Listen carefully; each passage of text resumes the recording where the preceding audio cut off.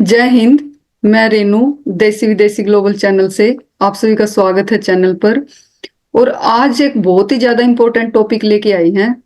आज के टाइम पे बहुत ज्यादा इम्पोर्टेंट है ये। गर्मी इतनी ज्यादा बढ़ी हुई है इंडिया में, इतना ज्यादा टेम्परेचर हो रखा है कि जीना आराम हो रखा है लोगों का। लास्ट वीक का अप्रोक्सीमेटली आंकड़े हैं ये कि 50 से ऊपर डेथ हो चुकी हैं। 29 तो बिहार में और उड़ीसा में हो चुकी, और 10 राजस्थान में हो चुकी हैं, और हरियाणा में भी बुरा हाल है। तो इसके पीछे क्या कारण है कि ये टेम्परेचर इतना हाई क्यों हो रखा है? आज इसके पीछे के कारण जानेंगे अपन, और इसका क्या सॉल्यूशन है जो सभी को करना ही करना पड़ेगा। अगर नहीं करेंगे तो 2-4 साल में इतना ज्यादा टेम्परेचर चला जाएगा कि जीना मुश्किल हो जाएगा।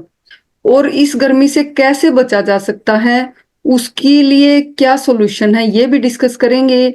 और कौन सी एक्सरसाइज करनी चाहिए, क्या खाना पीना खाना चाहिए इस टाइम पे, वो सारी बातें होंगी इस वीडियो के अंदर। तो बहुत ही ज्यादा इंपॉर्टेंट होने वाली है ये वीडियो, तो लास्ट तक देखें इसको।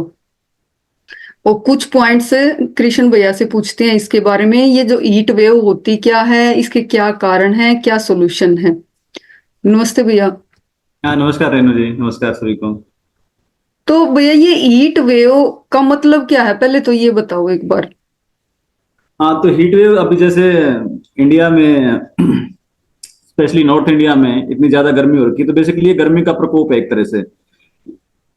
तो ये हमारा जो मौसम विभाग है इसने कुछ आंकड़े हैं। जैसे हमारा जो देश है उसमें पहाड़ी इलाके भी हैं, मैदान के इलाके भी हैं और समुद्री तट भी हैं। तो मैदान के जो जैसे हरियाणा, राजस्थान और यूपी, ये सब मैदानी इलाके हैं। तो मैदानी इलाकों में अगर 40 डिग्री से ज्यादा तापमान हो जाता है और पहाड़ी इलाकों में 30 डिग्री से ज्यादा हो जाता है, और तटीय क्षेत्र जो हैं, जो समुद्र के किनारे वाले जो क्षेत्र है उसमें 37 डिग्री से ऊपर टेम्परेचर हो जाता है। तो उसके ऊपर जो टेम्परेचर कंटिन्यूअसली बना रहता है कई दिनों तक, इससे ज्यादा, तो हीट वेव डिक्लेयर कर देते हैं कि गर्मी का प्रकोप है, बढ़ गया है। और अगर टेम्परेचर 45 डिग्री से ज्यादा बढ़ जाए या 47 से ज्यादा बढ़ जाए तो एक गंभीर स्थिति पैदा हो जाती है, और वार्निंग डिक्लेयर करते हैं कि आदमी जो आउटडोर एक्टिविटी कर रहे हैं, जो बाहर काम करते हैं, लेबर का काम करते हैं, और गर्मी में या धूप में ज्यादा रहना पड़ता है, तो वो सावधानी से रहें। क्योंकि हीट वेव बढ़ने से क्या होता है कि हमारा हमको बहुत ज्यादा हाइड्रेशन की जरूरत होती है, नमी की जरूरत होती है शरीर को, और हीट वेव उस नमी को सोख लेती है, और उससे हीट स्ट्रोक वगैरह और बहुत सारी प्रॉब्लम्स आ सकती हैं। तो ये बेसिकली ये वार्निंग सिग्नल है। और अभी तो दिल्ली में जैसे आपने बताया कि 50 डिग्री भी टेम्परेचर क्रॉस कर गया है, और बहुत सारे लोग एक्सपायर हो रहे हैं इस गर्मी से। तो इसके पीछे के रीजन बहुत सारे हैं। तो एक तो सबसे मेन रीजन है पेड़, कि पेड़ इतने काटे जा रहे हैं बहुत ज्यादा। हाईवे बन गए, हाईवे के चारों तरफ कितने पेड़ हुआ करते पहले, अब हाईवे तो बना दिए पर वो पेड़ तो दोबारा नहीं लगाए। तो सबसे बड़ा रीजन तो ये है एक। हाँ सही कहा आपने। जैसे पेड़ एक सबसे बड़ा रीजन है, और उससे उसके कारण क्या होता है, जलवायु परिवर्तन, जो मौसम है वो चेंज हो जाता है। क्योंकि पेड़ कम होंगे, पेड़ कम होने से क्या होता है कि जो पेड़ के अंदर जो क्षमता होती है ना, जल को अपने कंट्रोल में रखने की, जल को वो संचित मतलब एक जगह रखता है, रिसने नहीं देता जल को। तो अगर पेड़ नहीं होंगे तो क्या होता है कि बाढ़ भी आती है और सूखा भी पड़ता है, क्योंकि वाटर को होल्ड करने की, रखने की क्षमता पृथ्वी में से निकल जाती है। तो जैसे ही मान लो बारिश भी गिरी ना, तो पानी फटाक से निकल जाएगा, बाढ़ भी आ जाती है। और अगर पानी जमीन में है तो जमीन उसको सोख नहीं रख सकती और नीचे ड्रेन हो जाएगा इमिडिएटली। तो उससे क्या होता है कि जमीन के ऊपर सूखा बढ़ जाता है। और दूसरा एक कारण है कि हम आजकल बहुत ज्यादा एसी, फ्रिज, जो ग्रीन हाउस गैसेज जो जिसको बोलते हैं, इससे एनवायरमेंट, जलवायु में परिवर्तन होता है। पेड़ कम लगाना, एसी फ्रिज का ज्यादा इस्तेमाल करना, और शहरीकरण बहुत बढ़ गया है क्योंकि जनसंख्या बढ़ गई है। हिंदुस्तान में जनसंख्या बढ़ गई तो शहरों में लोग ज्यादा रहते हैं, पेड़ काट दिए गए हैं, बिल्कुल जंगल सही कहा कम आपने भैया। जैसे आप ना नोट करना ये बात, बहुत सारी बिल्डिंग है बड़ी बड़ी, और उन बिल्डिंग के बीच में जाना, वहां इतनी ज्यादा गर्मी मिलेगी आपको। और एक जहाँ बहुत सारे पेड़ हैं उस एरिया में जाना, सेम शहर सेम है, बट वहां पे ना टेम्परेचर में डिफरेंस देखना आप। बिल्डिंग्स के बीच में तो आपको इतना हाई टेम्परेचर मिलेगा, और वहां पेड़ों के नीचे कम मिलेगा। हालांकि सिटी तो एक है वो, फिर भी टेम्परेचर में डिफरेंस है। तो पेड़ों तो पेड़ों का ना एक बहुत बड़ा रोल है अपने इन्वायरमेंट में। हर कोई ये ना ठान लो कि एक पेड़ पक्का लगाना है सबने, और सिर्फ ये यूं नहीं है कि ये वीडियो सुन ली और नहीं लगाना। और ये भी मत सोचना कि हम सिर्फ इस वीडियो में बात कर रहे हैं। कृष्ण भैया ने कल 2 पेड़ लगा के आए हैं, और यहाँ पे जहाँ हम रहते हैं यहाँ तो बहुत सारे पेड़ हैं। और मैं इसमें फोटो भी, इस फोटो में दिख भी रहा होगा आपको, ये हमारा नेबरहुड है, इतने सारे पेड़ हैं यहाँ। और कोई भी अगर खाली जगह मिलती है ना, तो यहाँ अमेरिका में हर कोई वहां पेड़ लगा देता है, खाली जगह नहीं रहने देते। तो ये चीज अपने इंडिया में भी सारे जने ठान लो कि जहां पे भी आपको खाली जगह मिले पेड़ लगा दो, घास लगा दो, अगर टेम्परेचर बढ़ने से बचाना है तो। क्योंकि हर साल टेम्परेचर बढ़ रहा है, पिछले आंकड़े उठा के देखो आप, हर साल 2-3 डिग्री सेल्सियस टेम्परेचर बढ़ रहा है। और ऐसे ही बढ़ता रहा तो कुछ ही साल में जीना मुश्किल हो जाएगा। दूसरे कंट्रीज में भी इन चीजों के ऊपर स्टेप उठाने शुरू कर दिए। पीछे पेरिस में जहां पे रोड बने हुए थे और वो यूज नहीं होते थे, वहां उनको हटा के पेड़ लगा दिए गए। तो इस चीज के ऊपर इंडिया में गवर्नमेंट को तो कहने का कुछ फायदा नहीं लगता, गवर्नमेंट इसके ऊपर कुछ स्टेप उठाएगी। पर गर्मी से बचना है तो हर किसी को चौकन्ना होना पड़ेगा, इसके लिए अवेयर होना पड़ेगा कि वो हर जगह जहां पे भी खाली जगह दिखती है पेड़ लगा दो, और उसमें प्रॉपर पानी भी देना पड़ेगा कि वो ग्रोथ हो। और इस चीज को ना ये मत सोचो कि मेरे एक पेड़ लगाने से क्या होगा। हर आदमी अगर ये सोचेगा तो कुछ भी नहीं होगा। और हर कोई ये सोचेगा कि मैं एक पेड़ लगाऊंगा, हर कोई ये सोचे तो कितने सारे पेड़ लग जाएंगे। तो और दूसरा डेफिनेटली। भाई आपने एसी वाला भी बहुत अच्छा पॉइंट बोला कि एसी भी इसके पीछे रीजन है। हमने एसी लगा लिया घर में, घर के अंदर तो आपको कूलिंग मिल रही है, पर वो जो गर्मी बाहर फेंक रहा है एसी, वो तो बाहर के इन्वायरमेंट को तो गर्म कर रहा है ना। तो इसके पीछे का भी रीजन देखो। यूं मत देखो भाई हम एसी में बैठे हैं पूरा दिन, ठीक है, और उससे जो बॉडी के अंदर नुकसान हो रहे हैं एसी से, उनको भी देखो। हम्म। और पहले जमाने में मैं एक बात बता दूं कि पहले जमाने में क्या था कि गांव में इतने ज्यादा पक्के घर नहीं होते थे, कच्चे भी, जैसे हम छोटे छोटे थे हमने देखा है कि कच्चे घर होते थे। और जो जो घर होते थे ना, उनकी दीवार जो होती थी वो बहुत चौड़ी होती थी, वाइड होती थी। अभी दीवार भी पक्के हो गए हैं, स्ट्रेंथ हो जाती है पक्के घर में, हम्म। तो दीवार बहुत ही बीड़ी होती है। तो कच्चे घर और चौड़ी दीवार और ऊंची ऊंची छतें होती थी। हम्म।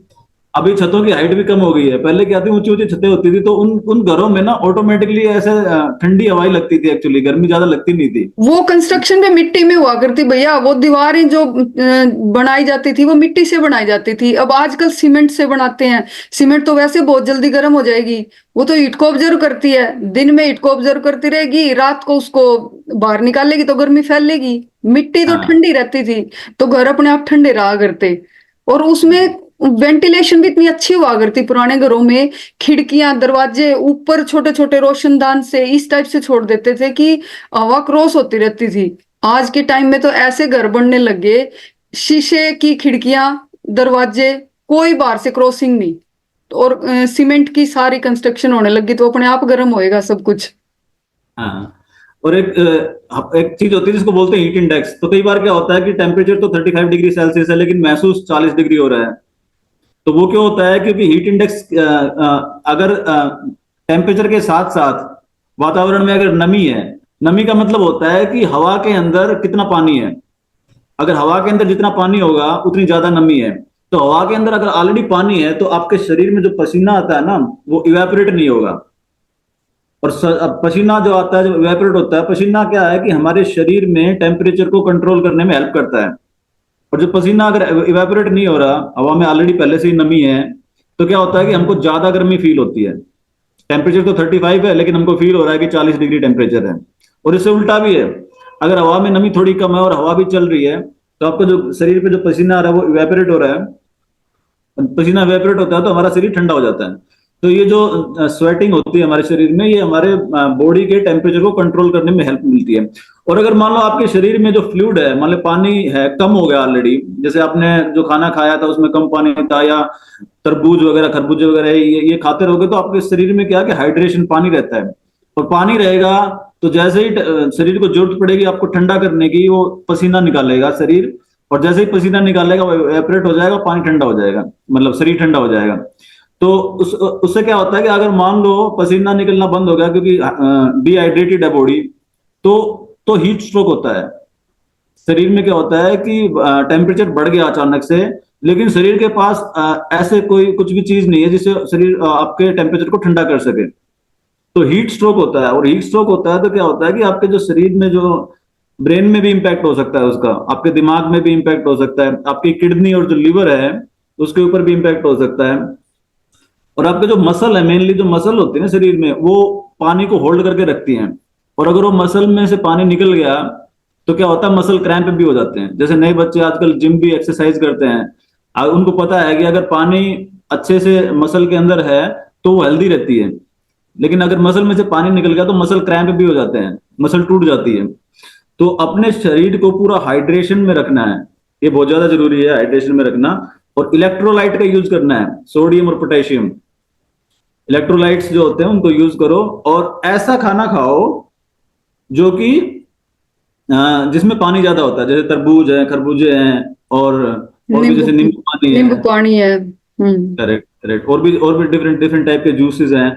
और खाने में भी मैं बता दूं कि खाने में क्या करना है कि जैसे मार्च के महीने में जिस भी एरिया में आप रहते हो ना, मार्च के महीने में जो खेती की कटाई होती है ना, जैसे गेहूं होते हैं, चने होते हैं, जौ होते हैं, तो जो ये खाना है ना, ये खाना आपके शरीर के लिए जून जुलाई में बढ़िया है, एकदम बढ़िया है। तो ये आइडिया लगा लो कि आपके एरिया में मार्च के महीने में किस प्रकार की खेती होती है, उस प्रकार का आप भोजन ग्रहण करो। ये तरबूज हैं, खरबूजे हैं, वो तो सभी इसी मौसम में होते हैं। तो मौसम का खाना खाओ, वो सबसे बढ़िया है ककड़ी इस है, वास्ते। टमाटर है, और ये जो अपने राबड़ी बनाते हैं, एक बनाते हैं, वो भी ठंडी होती है गर्मियों में। लस्सी लस्सी पी लो, ये भी ठंडी होती है। तो इस टाइप का खाना खाना चाहिए, ये ज्यादा गर्मी से बचने के लिए। बिल्कुल और बिल्कुल। कोई एक्सरसाइज भी करनी चाहिए भैया, जैसे आपने योगा में सर्टिफिकेशन कर रखी है, तो गर्मियों में कौन सी एक्सरसाइज करनी चाहिए गर्मी से बचने के लिए?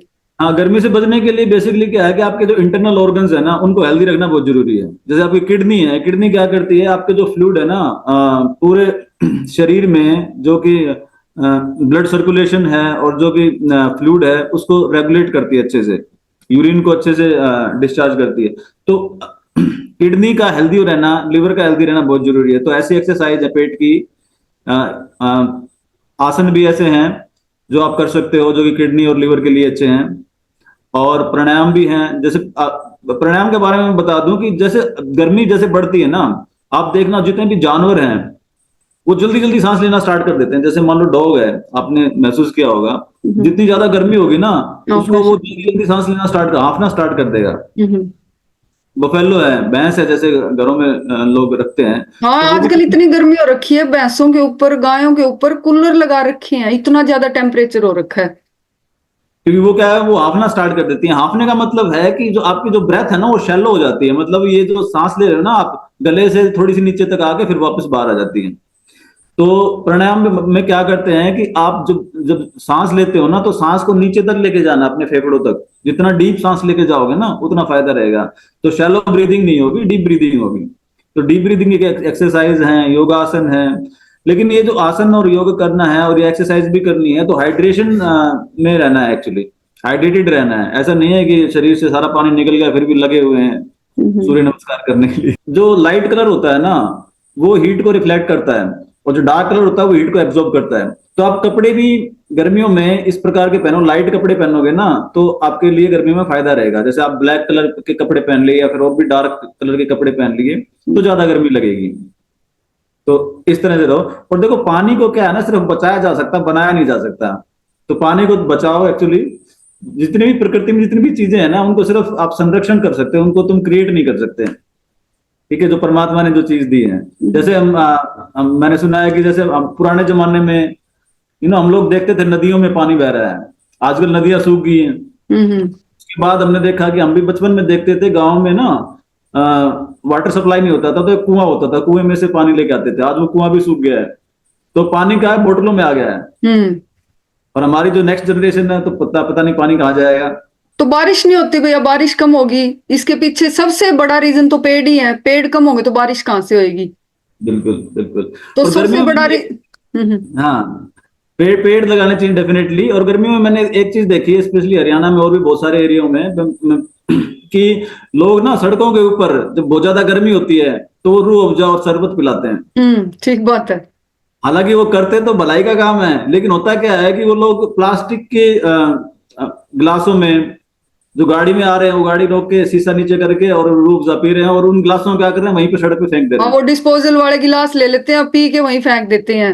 हाँ, तो उससे कोई फायदा नहीं होगा। उससे अपने आपका भाव तो था धर्म का काम करने के लिए, लेकिन उससे होगा नुकसान। वो क्या होता है कि इन दिनों में हरियाणा में, राजस्थान में तो खूब आंधियां चलती हैं। फिर क्या होगा, वो गिलास उड़ना स्टार्ट होते हैं एक गांव से दूसरे गांव हाँ। और पूरे सड़क पे मतलब गंदी गंद फैला होता है। और फिर उनको कुछ लोग उनको इकट्ठा करके उसमें आग लगाते हैं, जला देते हाँ, हैं, तो उससे भी प्लास्टिक पोल्यूशन, को, हीट। हाँ बिल्कुल, और प्लास्टिक को आग लगाना तो मतलब बहुत ज्यादा बेकार गैस उसमें प्रोड्यूस होती है। हम्म। तो ये सब ना करें। और अगर आपको धर्म का काम भी करना है ना, तो सोच समझ के अच्छे तरीके से, जैसे सड़क के किनारे मटके में पानी रख दिया, या रीयूजेबल ग्लासेस यूज कर रहे हो, तो इस तरीके से करो, नहीं तो मत करो। हाँ, ये जो बहुत अच्छी बात कही आपने। और वो ना जो रोड पे रूअफ़ज़ा और ये पानी पिलाते हैं ना, वो तो ठीक है, धर्म का काम कर रहे हैं, पर वो किसको पिला रहे हैं? गाड़ियों वालों को रोक के पिला रहे हैं, मोटरसाइकिल वालों को रोक के पिला रहे हैं। भाई वो तो अपनी बोतल वैसे ही लेके चलते हैं साथ में। तो आपको अगर ऐसा धर्म करना ही है ना, तो पेड़ों के नीचे पेड़ लगा दो पहले तो, रोडों के साइडों में, फिर उन पेड़ों के नीचे मटके भर भर के रख दो पानी के, कि वहां आने जाने वाले उन मटकों में से पी ले। तो एटलीस्ट उससे एक तो वो डिस्पोजल वाले जो गिलास हैं वो नहीं फेंकेगा कोई कहीं पे, तो पोल्यूशन तो एक तो ये बच गया। दूसरा, रूह अफ़ज़ा तो मीठा पानी होता है, गर्मी में तो मीठा पानी, ज्यादा मीठा पानी भी नुकसान करता है। नींबू पानी फिर भी ठीक रहता है गर्मी में। रूप जब तो वैसे भी चीनी होती है। हाँ, वो वैसे भी चीनी होती है, तो वो वैसे भी ठीक नहीं रहता गर्मी में, सही बात है ये। तो ऐसा, और देखो इसमें गर्मी के कारण क्या होता है कि हमारी इकोनॉमी के ऊपर बहुत ज्यादा इम्पैक्ट होता है। ऐसा प्रेडिक्शन है कि 2050 तक मिलियंस ऑफ पीपल इस पे इम्पैक्ट होंगे, हेल्थ वाइज, डेथ भी हो सकती है लोगों की, और ट्रिलियंस ऑफ इकोनॉमी इम्पैक्टेड होगी, क्योंकि लोग आउटडोर काम नहीं कर सकते, कंस्ट्रक्शन का काम रुक जाएगा, और भी जैसे खेतों में लोग काम करते हैं, सुबह शाम का काम कर पाएंगे, दिन में काम नहीं कर पाएंगे। तो हीट वेव है ना, इकोनॉमिकली बहुत ज्यादा इम्पैक्ट करने वाली है, और अब उसको अच्छे से हैंडल करेंगे तो हमारे लिए और नेक्स्ट जनरेशन के लिए फायदा ही है। बिल्कुल, तो ये हर किसी को प्रण ले लो इस चीज का, हर कोई, कि पेड़ लगाने शुरू कर दो आज से ही, और आगे भी सभी को बताना शुरू कर दो, भाई पेड़ लगाओ, पेड़ लगाओ। तो आप 10 बंदों को बताओगे, उसमें से 2 बंदे भी मानते हैं, तो यूं सोच लो, एक पेड़ आपने लगा दिया, 2 ने, 3 लग गए। तो ऐसे ही हर किसी को मोटिवेट करो पेड़ लगाने के लिए, अगर आगे अपनी जनरेशन बचानी है तो। और आज की यही डिस्कशन थी कि हम भी कई दिन से न्यूज सुन रहे थे कि टेम्परेचर इतना ज्यादा चला गया, वहां पे इतने आदमी मर गए गर्मी से, वहां पे इतने मर गए। तो यहाँ पे जैसे अमेरिका में देखते हैं हम, बहुत पेड़ है यहाँ, मिशिगन में तो जहाँ हम रहते हैं, बहुत ही पेड़ लगा रखे हैं। और कोई खाली जगह दिख जाए ना, कोई किसी को कुछ नहीं कहता, वहां पे सीधा पेड़ लगा देंगे, खुद ही लगा देते हैं वो, ना ही वो गवर्नमेंट की वेट करते। हाँ, ऐसी जगह है जो पब्लिकली है, पर्सनल बंदा वहां नहीं लगा सकता, वहां गवर्नमेंट भी एक्शन लेती है उसके ऊपर, वहां लगा देगी घास भी और पेड़ भी। तो अपने इंडिया में गवर्नमेंट तो इसके ऊपर कोई स्टेप उठाती नहीं है। उठाने तो चाहिए उनको, वो हाईवे बना दिए, रोड चौड़े कर दिए, पेड़ कटवा तो दिए, पर वो हाईवे बनने के बाद क्या इस बात पे ध्यान दिया कि वो दोबारा भी लगाने थे पेड़? उसके पीछे क्या क्या नुकसान हो रहा है, इस चीज के ऊपर नहीं है ध्यान। पर पर्सनली हर कोई बंदा अगर इसमें इंटरेस्ट लेगा तो अपने इन्वायरमेंट को डेफिनेटली बचा सकते हो। तो हमारी तो यही रिक्वेस्ट है भाई, पेड़ लगाओ ज्यादा से ज्यादा, और अपने इन्वायरमेंट को बचाओ। और अगर वीडियो में कोई बात गलत लगी हो तो कमेंट बॉक्स में बता देना, उसके लिए सॉरी। और अगर ठीक लगी हो बातें सारी तो वीडियो को शेयर कर देना, चैनल को सब्सक्राइब करना और लाइक करना वीडियो को। आप सभी का धन्यवाद। Thank you. जय थैंक यू। हिंद। Thank you.